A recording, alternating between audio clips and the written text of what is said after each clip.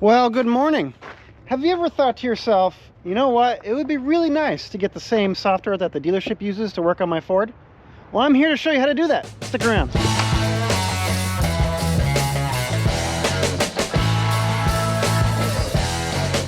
So, brief introduction. My name is Brian. On the internet I go by Ragnar.Kon, and I am a lifelong Ford owner. I have owned and or worked on Fords ranging from a 1970s F100 all the way to my newest Ford. This is a 2022 Ford Bronco. I guess you could call me somewhat of a Ford fanboy. I currently have 3 Fords in the driveway.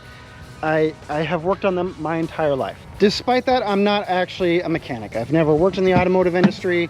I'm not trained professionally in any way. I am just the average DIY user, like I suspect most of you are. Where on earth did I put my laptop? Oh, there it is. Stupid. It's amazing I get anything done. Honestly, my original plan in life was to work in the automotive aerospace industries. I went to school for electrical engineering and I focused on embedded control systems, so I know a lot about this stuff. But I graduated a few years after 2008. So yeah, didn't really work out. But we'll save the complete story for another time. So the official Ford software is called FDRS, stands for Ford Diagnostic and Repair System. It's available, it works on all Fords and Lincolns, 2018-ish and newer. And it replaces 2 older pieces of software that have been around since the 90s, I think. One is IDS, Integrated Diagnostic System. The other is FJDS. Both of those got combined together and replaced by this new software. Now, if you search the internet for this sort of thing, you've probably encountered the term FORScan. FORScan is a third-party software tool. It is not an official Ford tool. It is not supported by Ford in any way. FORScan is written by a bunch of developers in Russia. There are some things that FDRS can do that FORScan can't, and vice versa. They each have their place. I'm going to have an entire video series on FORScan, so subscribe if you want to see that. But for this video, I'm talking strictly about the official Ford tool, FDRS. Now, before we dig into FDRS itself, I'm going to give you the 1,000-foot view about how all this is working, because I believe once you know how it works, the whole thing makes a lot more sense. So, welcome to the engine bay of a modern vehicle. In case you weren't aware, modern vehicles are basically computers with engines in them. Those computers are referred to as modules, and they are everywhere. Just to give you a sense for how many modules there are, this sync screen is controlled by a module called the Accessory Protocol Interface module. This right here is the HVAC module, obviously controls your heating and all that stuff. Up here is the telematics control unit that controls your ForPass connectivity, your Wi-Fi, all that stuff. Behind here is the audio control module that controls all your speakers. There's a driver door module behind here that controls your locks and your windows for both of these doors. Behind this panel right here is a trailer tow module that controls all your lighting for your trailer. And up here, even this little switch panel, that's a module. I think you get the point. There's modules everywhere. So what do all these modules do exactly? Well, this right here is the all-wheel drive module. You can see it's got a real fat data connector on it. Fundamentally, these modules are taking inputs from either you as the driver or from sensors scattered throughout the vehicle. Then they make decisions based on those inputs, and then they tell the vehicle what to do. That's fundamentally it. Now, occasionally, well, not occasionally, all the time, these modules need to actually talk to each other so they don't make the wrong decision and send you off into a ditch somewhere. That is done over something called the CAN, the Controller Area Network. Now, there are multiple controller area networks inside of modern vehicles. It's all based on data rate and different protocols and stuff like that. I think this Bronco here has 6 different networks. Don't quote me on that. But there's a lot of different networks, and they're all interconnected to each other through something called the gateway module. And this is where FDRS comes in. You, as the automotive technician, engineer, random guy in his driveway, can actually interact with those modules on the CAN network through something called the OBD2 port, which on most vehicles is right underneath the steering wheel. I don't know if you'll be able to see it on the Bronco because it's a black hole down there, but it's down there. So FDRS, in a nutshell, is just a tool to talk to modules. That's pretty much it. You can either read the data that the modules are seeing so they can troubleshoot an issue. You can apply a software update if you need to add a fix or a new feature, or you can just change the configuration on existing modules. That's pretty much it. So what do you need for FDRS? Well, you just need a Windows laptop. It doesn't need to be a fancy Windows laptop. It can be a piece of garbage. It just needs to be, you know, something built in the last decade. You need a USB-A port. and it needs to have either Windows 10 or Windows 11. Now, I know the very first question is going to be, hey, I have a MacBook Pro, can I just use my Mac?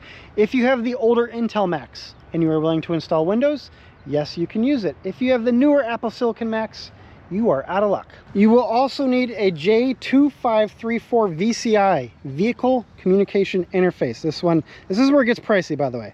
This one right here is from Bosch. It's called the MasterTech 2. This guy is amazing.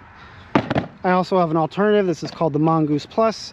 Also kind of pricey, but way less pricey than that guy. I've had really, really good luck with this adapter. If you want the official Ford tool, it is called the VCM3, and it is available from Rotunda. I will link it down below. It's pricey. It is approaching $2,000. But if you want the exact tool that your dealership is using, that's what it is. If you don't want to buy the official tools, you are welcome to shop around on places like Amazon. There are lots of adapters that should theoretically work with FDRS. One in particular is called VxDiag, which seems to be an extremely popular tool that a lot of people have a lot of success with. For me personally, I have bricked 2 modules with the VxDiag, so it has been banished from my life forever. But, you know, a lot of people have success with it, so you do you, but you know, danger, danger. Now, I know some of you are going to say, hey, I bought the adapter that was recommended to me by Forscan. Can I use this with FDRS? The answer is no. Adapters like these, this one may not be, but adapters like these are ELM327 based adapters. Some of them have little toggle switches on the side. You cannot use those with FDRS. It has to be a J2534 adapter. ELM327 will not work. And the last thing that you'll want is a battery tender. This one right here is the Noco Genius 2. There's many out there that will work. This one in particular supports AGM batteries. Most of the Ford vehicles nowadays, you can't even see the label, but most of the Ford vehicles nowadays are actually AGM batteries. So if you don't already have a tender, make sure you buy one that supports AGM. Not that it really doesn't matter too much, but if you're buying new, you might as well get the right stuff. Now, the reason for this battery tender is because many of the things you do in FDRS require you to have the engine turned off. Obviously, you don't want to be changing module parameters while the engine is running, because that could be real bad for the engine. But you need a stable voltage when you're programming, so that's what this provides. I guess technically it's not strictly necessary as long as you have faith in your battery, but you know, honestly, just get it. By the way, I am powering this with my Anker Solex today because I can't find my extension cord. I'll have a review on this, by the way. Not too distant future. I actually really like it so far, but I'm using it, giving it a few rounds first before I actually talk about it. Are we good? Are we good? Are we good? Oh, I gotta turn it on. Turn it on, turn it on.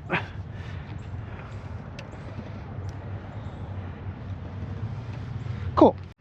Now, if you're wondering why I bought the Bosch MasterTech, given that it's so pricey, if the Mongoose Plus worked just fine, well, it's because this has wireless capability, and I do this enough at this point, not only for my vehicles, but other people's vehicles, that I really wanted something just a little bit more capable. And the fact that it's wireless is just awesome. Now, I wouldn't necessarily program modules with it wirelessly. I'm still going to plug it in through USB if I'm programming, but just for like general configuration stuff, yeah, I'll do that wirelessly. I have no problems with that. Oh, come on, just plug in. All right, and we're in. Stick it on top of here so I can talk to my wireless network inside the house.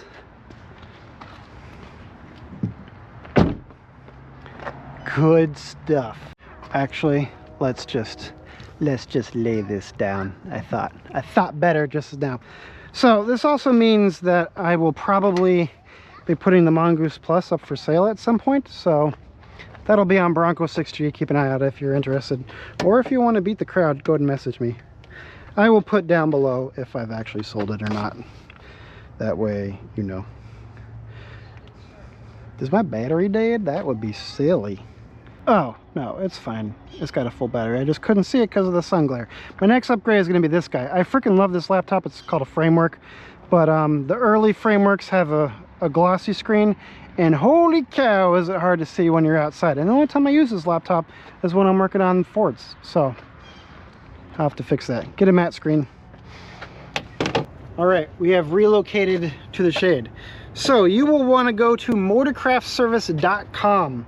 Once you're there, on the top navigation bar, there will be a diagnostic tool support link. Click that, then go to software, FDRS, purchase software. Once you get to that screen, it'll give you a bunch of stuff about FDRS, IDS, FJ.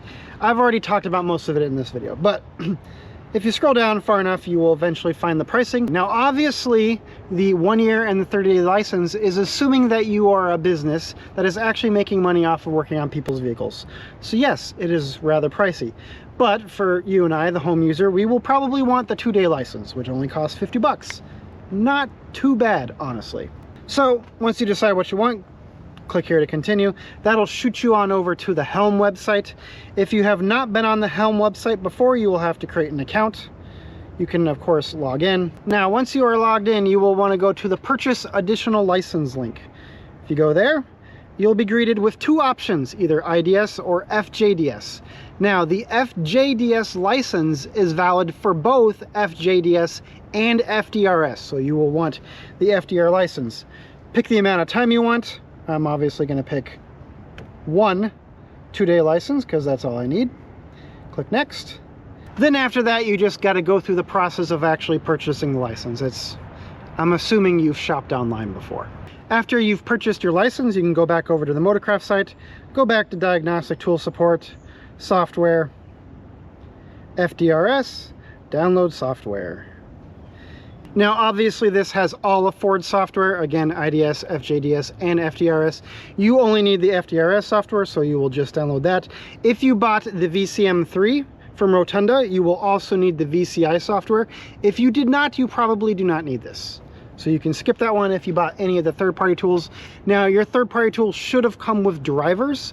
So, you know, check your instructions on your adapter and install any necessary drivers. Now, obviously, once you download it, just double click on the exe. It is your typical software install wizard. Just follow the instructions. It's nothing particularly special. Near the end of the installation step, you will be prompted to install CFR, Customer Flight Recorder. Most of you will click no at that step, unless you specifically bought the Customer Flight Recorder off of Rotunda. You will not need that. Once you've completed installation, you may be prompted to reboot. So if it prompts you, go ahead and reboot, and then you're done with the install. After it's installed, obviously double click on the FDRS icon. You'll see the FDRS splash box, I guess, and then you gotta wait. The one thing to know about FDRS is it is not the world's quickest software in the world, so be patient. It will eventually launch. Once FDRS eventually launches, I think you actually get prompted for a license key, but it's been so long that I don't actually remember. So if it prompts you for a license key, just type it in. You should have gotten an email on it when you purchased the license off of Helm. You should have gotten an email with the license key inside. Type that in, validate it, should be good to go. If for whatever reason it doesn't prompt you, I think you can click on this license button and it'll let you type in a license number. But either way, once your license is activated, go ahead and log in. To log in, you will need to go to Independent Operator Non-Dealer. Go ahead and click login. That'll kick you over to the login screen. I believe, again, this has been so long I don't even know, but I believe you just log in with your normal Ford credentials that you use for Ford Pass or whatever else. If that doesn't work, go back over to the Motorcraft Service website and you'll see a spot there that lets you create an account.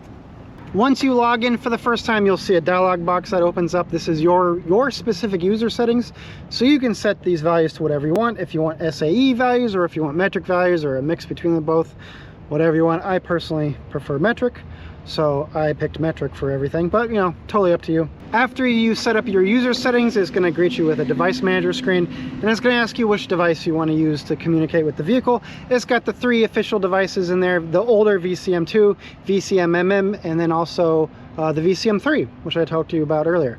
Or if you do not have any of the official 4 tools, just click Other Device, and it'll give you a drop down that lets you pick whatever device you purchased. Now, if you do not see your device listed, that means you did not install the device driver for your device, or something else is wrong, so you're gonna have to figure that out yourself. Once you got your device selected, go ahead and click the Read VIN from Vehicle button. You should see your VIN appear in the box right next to it. Once your VIN appears, hit the Go button, and then go get a cup of coffee, because it's gonna be a while. Are we done yet? Oh, we're done. Hello, hello. my version of coffee, which I know it's bad for you. I know. I'm sorry. I just, you know, I like Dr. Pepper and Mountain Dew. Mountain Dew is pretty fantastic. All right, so you are in. You are officially logged in and connected to your vehicle. Interesting. So usually on the right-hand side here, there will be a little card, a little about your vehicle type thing. It'll give you your VIN number, your odometer, your build date, all that sort of stuff. But mine is missing, which is strange, but we'll just gloss over that. But anyway, on the left-hand side there, you can see a table that lists out all of the modules, their part numbers, their descriptions, all that stuff. Then you see a bunch of colored boxes down the middle. Those are your DTCs, diagnostic trouble codes. If it's green, there are no codes. If it's any other color, then there's some sort of code. So you can see right now, it's my ACM is throwing an error. It's probably because of my audio upgrade, but we'll look at it later. So let's go ahead and click the toolbox icon on the top there. That'll bring you over to the page with all of the goodies. So again, on the left-hand side, you have a list of all your modules as well as their statuses. You can see it's split out by CAN network. So earlier when I was talking about the various different networks, that's what they are. And those are the modules in those networks. On the right-hand side, that's where all the good stuff is. That's where you can start doing some really cool stuff with FDRS. You can change configurations, you can do software updates, all that sort of stuff. Now, most of it is fairly, I mean, it's nothing life-changing, right? This is just stuff that your dealer would normally do. Most of it, there's a lot of safety precautions built in. Ford put in a lot of safety precautions so you didn't screw anything up. But there is one gotcha that you should be aware of. If you modified any of your configurations with FORScan before, or if you installed a performance tuner or anything like that, make sure you know what you're clicking on before you actually do it, because you can definitely screw some stuff up. Software updates especially is where you can get yourself in a lot of trouble. So, you know, general rule of thumb, if you don't have a reason to update the module, don't update the module. I know a lot of you who have cell phones are like, oh, update, I'm gonna install that right now and I have no idea what's in it. Yeah, you don't want to do that with FDRS. And same is true for all of this. If you don't know what it is, don't touch it. Are you shoveling the snow? Silly. Anyway, so we'll go ahead and go over to the measurement tab. We're gonna just kind of glance over this tab real quick.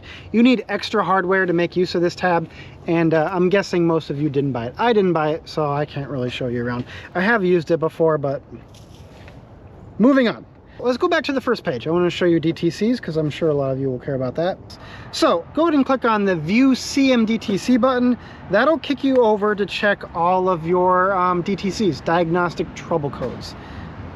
Once it loads, it's going to go through and list out all of your DTCs on all of your modules. You can see my ACM is complaining because I have an aftermarket audio upgrade, and those DTCs, it's just going to keep shooting out those trouble codes until the end of time pretty much. So you can see here, it thinks that the speaker is missing. Circuit open, it thinks that the speaker is missing. It's not missing, it's just I have an aftermarket amplifier in line, which doesn't provide the same load as a normal speaker does, so it's freaking out. But if you actually had a problem with your vehicle, this would be a really good screen to figure out exactly what your modules are complaining about, so you can, you know, do some troubleshooting. You can also see it's got a button here to clear DTCs and retest the system. So if you were working on a problem and you think you solved it, just clear the codes and see if they return. Now, don't be like those people that clear their codes right before they take their vehicle in for emissions. Ford vehicles keep track of the last time you reset your DTC, so the emissions inspector is going to see that and it's going to fail you. Just, you know, take care of your vehicles, get stuff fixed. Now that you have the software, fix your own vehicle. You know, just don't be dumb. Okay, cool. So I think that's it. So that concludes the nickel tour of FDRS. Now there are some things that the dealers can do that you cannot do, like key reprogramming. That is restricted to dealers and licensed locksmiths. But most of the stuff, I would say 90–95% of the stuff that dealers can do, you can now do with FDRS. So hopefully that was helpful. So that's it. That's how you get FDRS up and running for your Ford. Now I'm going to have a ton of videos coming down the pipe on stuff that you can actually do with FDRS. Most of it will be Bronco centric because that's what I focus on this channel, but some of it will apply to all vehicles, like this guy right here. This is a wireless keypad. I'll have a video coming down the pipe in the not too distant future on how to program this for your Ford. You actually may have just come from that video. But either way, if you want to see any of it, feel free to subscribe. Also, feel free to ask me any questions. I'm available on Bronco Nation, Bronco 6G, and the Ford Bronco server, the Discord server. You can ask me whatever. I will do my best to answer them. I also realize that this video will go beyond the Bronco world, so stick your questions down below and I'll do my best to answer them. But that's going to be it. Thanks for watching. Enjoy the rest of your week. Bye.